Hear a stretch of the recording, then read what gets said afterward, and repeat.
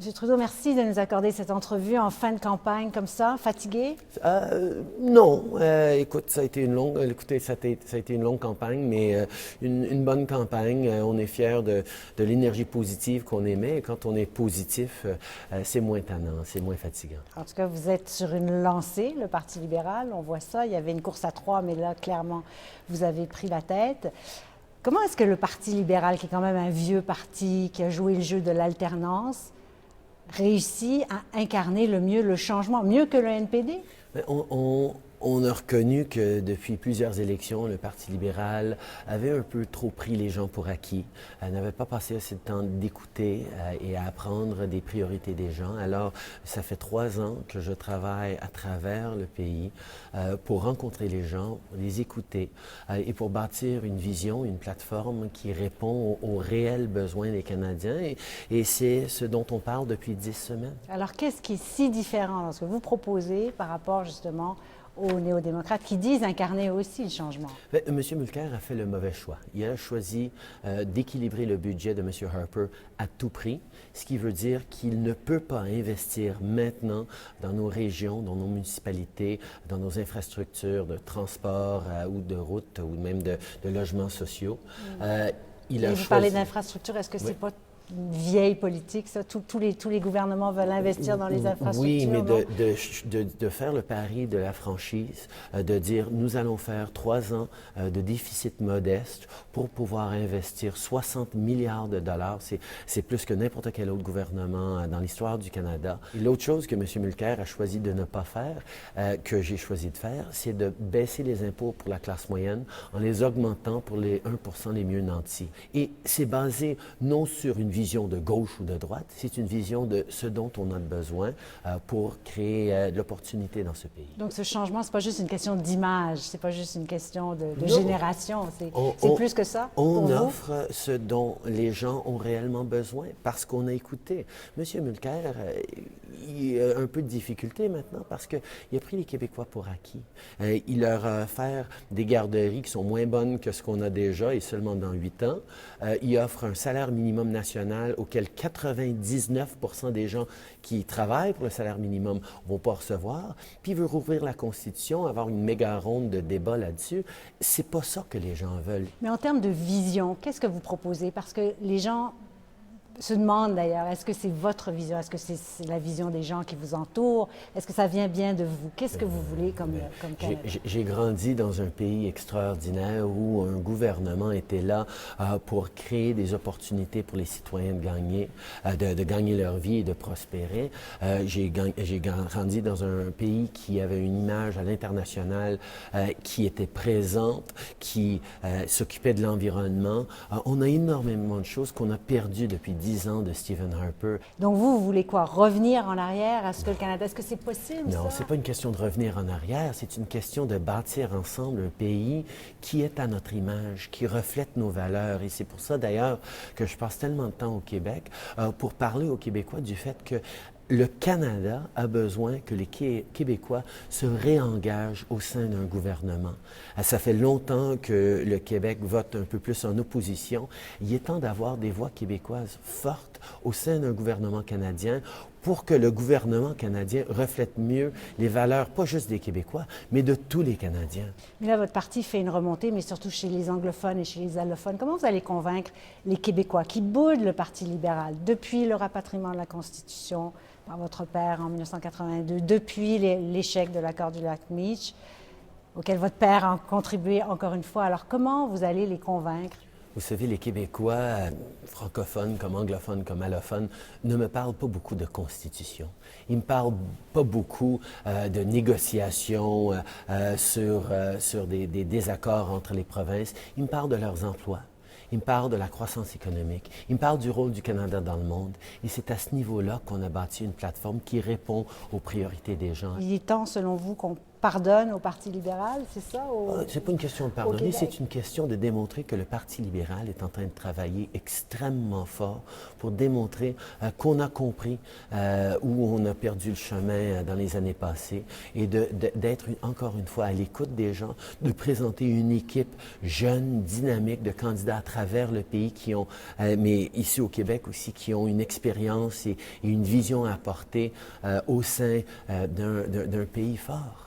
Mais M. Mulcair dit j'ai besoin de 35 sièges, alors que le Parti libéral, pour un changement de gouvernement, alors que pour le Parti libéral, ça en prend beaucoup plus. Est-ce qu'il n'y a pas raison quand même de dire ça? Monsieur, pour vous, le chemin est plus long. De parler comme ça, M. Mulcair est en train de prendre complètement les gens pour acquis. Il présuppose que tout le monde qui aurait voté pour le NPD et pour Jack la dernière fois va encore automatiquement voter pour lui. Mais je trouve que c'est arrogant de faire ça. Il faut respecter que les Québécois, que les Canadiens ont énormément de choix. Et c'est ce que je dis tout le temps. Je sais très bien que vous avez des choix. Alors, regardez pas les sondages, regardez nos plateformes, regardez ce qu'on est en train d'offrir. Et on sait, dans une élection, tout le monde a 0 siège. On se doit de gagner la confiance des Canadiens à travers le pays. Et c'est pour ça que nous prenons personne pour acquis. Nous travaillons très, très fort. Pourquoi vous dites il faut regarder notre plateforme? Parce que quand même, dans une élection, les gens votent par conviction, mais par instinct aussi, par émotion, non? Les gens vous faites appel veulent... à la raison des gens? Y compris à la passion. Je sais que les gens veulent un gouvernement qui est positif, quelqu'un qui ne fonctionne pas par mesquinerie, par attaque, par division. On a eu 10 ans de M. Harper qui faisait ça. On a besoin de quelqu'un qui rassure et qui rassemble au lieu de jouer sur la peur et la division. Mais en même temps, les gens veulent savoir que le gouvernement peut jouer un rôle positif dans leur vie.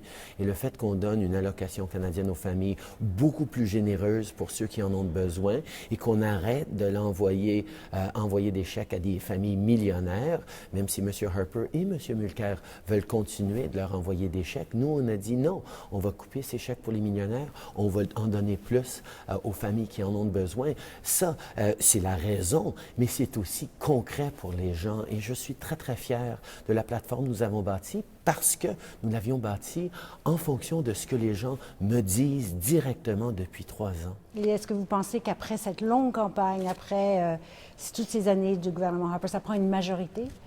Écoute, je suis comme tous les chefs de parti, on veut gagner ces élections. M. Harper l'a dit, M. Mulcair l'a dit.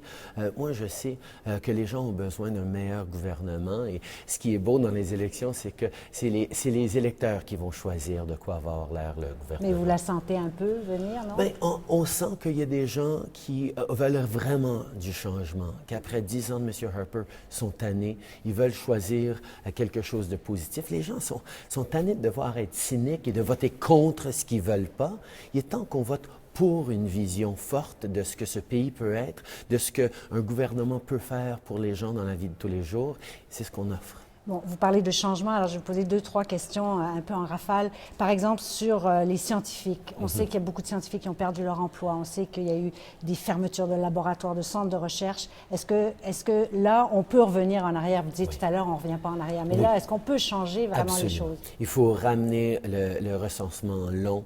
Il faut continuer de permettre à nos scientifiques de faire leur travail, ne pas les museler, les permettre de parler ouvertement de ce qu'ils trouvent. Il faut avoir un gouvernement qui se base sur les faits et les données, pas juste parce que ça a été fait dans le passé, mais parce que pour être compétitif, pour faire les bonnes choses dans les années à venir, on a besoin de nos chercheurs, on a besoin de nos scientifiques, et c'est pour ça que le Parti libéral va investir massivement dans nos scientifiques aussi. Sur les pouvoirs au bureau du premier ministre, on a vu ce que ça pouvait donner. Ça a commencé sur votre père, je vous ai entendu le dire déjà, mais ça s'est accentué beaucoup sous Jean Chrétien, sur Stephen Harper. Alors là-dessus, qu'est-ce qu'on peut faire? Comment est-ce qu'on change les choses? D'abord, on attire des gens extraordinaires en politique. J'ai des candidats comme Jean-Yves Duclos, comme Michel Audette, comme Mélanie Joly, des gens extraordinaires à travers le Québec qui sont les genres de personnes qui vont, s'ils se retrouvent au Conseil des ministres, vont avoir un impact fort et une responsabilité. Maintenant, les ministres du gouvernement Harper sont beaucoup plus porte-parole pour leur ministère que décideurs et responsables. Moi, je crois que ça prend un conseil de ministres fort pour pouvoir gérer, gouverner un pays extraordinaire comme le Canada, mais aussi de faire plus preuve de transparence, d'ouverture, de réformer l'accès à l'information pour que ça s'applique au bureau du premier ministre. Être ouvert et transparent, c'est deux choses. C'est d'abord démontrer que les Canadiens peuvent avoir confiance dans leur gouvernement parce qu'on a un gouvernement qui a confiance dans les Canadiens. Mais deuxièmement, ça permet de prendre de meilleures décisions, de meilleures politiques quand on sait que ça va être scruté à la loupe de façon transparente et ouverte, qu'il va falloir justifier qu'on a pris cette décision-là parce que c'était vraiment dans l'intérêt du pays et non du parti au pouvoir. Et de 10 ans de M. Harper, ça commence à fatiguer les gens. Sur le Sénat, il y a une vingtaine de nominations là, qui doivent être faites. Est-ce que vous allez les faire? Est-ce que vous allez nommer des nouveaux sénateurs? Oui, je vais nommer des nouveaux sénateurs, mais dans un processus transparent, ouvert et sur des recommandations non partisanes. On sait que... Est-ce que les provinces vont pouvoir les provinces vont avoir faire leur nomination? Leur input à faire, mais finalement, c'est le premier ministre qui se doit de décider parce qu'il a la responsabilité. Si un premier ministre choisit des gens comme Patrick Brazeau, Pamela Wallin, Mike Duffy, on doit tenir le premier ministre responsable de ces choix-là, comme on est en train de le faire. Les partisans libéraux qui ont été nommés au Sénat. Tout à fait. Aussi. Et c'est pour ça que nous avons proposé une réforme du Sénat qui va être beaucoup plus ouverte, transparente, mais qui va enlever le favoritisme politique et la partisanerie du Sénat, parce qu'on a besoin d'une chambre où les intérêts régionaux sont bien représentés au Canada. Ça a été comment le Canada a été fondé. Et il ne faut pas rouvrir la Constitution. Les gens ne veulent pas un 10 ans de chicane constitutionnelle. Alors, on est pris avec le Sénat. Donc, comment est-ce qu'on peut l'améliorer pour que ça représente bien les valeurs, les intérêts de nos régions et des Canadiens? Si jamais on a un gouvernement minoritaire, donc clairement, ça sera difficile pour un gouvernement minoritaire conservateur, puisque tous ses adversaires disent qu'ils ne veulent pas. Mais si c'est un gouvernement minoritaire libéral, vous allez avoir besoin du NPD. Après cette campagne si difficile, comment vous allez faire pour travailler? Nous, on a toujours resté positif. Et moi, quand j'ai des critiques à l'égard du NPD, c'est pas personnel, c'est une question de dire vous avez fait les mauvais choix. Nous, on a fait d'autres choix. Alors, le Parti libéral a toujours su collaborer avec d'autres partis. Ça ne sera pas la première fois si ça arrive que c'est un gouvernement minoritaire au Canada. Ce ne serait pas une coalition formelle? Non, je trouve que c'est pas la chose à faire d'avoir des chefs qui sont en train de faire des manigances dans les coulisses pour décider qui va contrôler quoi. C'est les Canadiens qui vont décider qui formera le gouvernement, qui siégera au Parlement. Et c'est au parti de travailler ensemble dans le meilleur intérêt du pays. De façon ponctuelle, donc des ententes ponctuelles. Tout à fait. Alors, il reste quelques jours à cette campagne. Est-ce que vous auriez imaginé ça en partant? Vous étiez vraiment, disons-le, sous-estimé par vos adversaires? Mes adversaires ont toujours eu leurs opinions sur moi. Moi, j'ai toujours gardé mon point de mire sur ce qu'il faut faire pour offrir un meilleur gouvernement aux Canadiens. Et nous, on n'a pas changé d'approche depuis 3 ans. Quand j'ai lancé ma campagne dans Papineau pour le leadership, j'ai parlé de la classe moyenne. Et depuis ce temps-là, avec notre plateforme, notre plan, on parle de croissance pour la classe moyenne.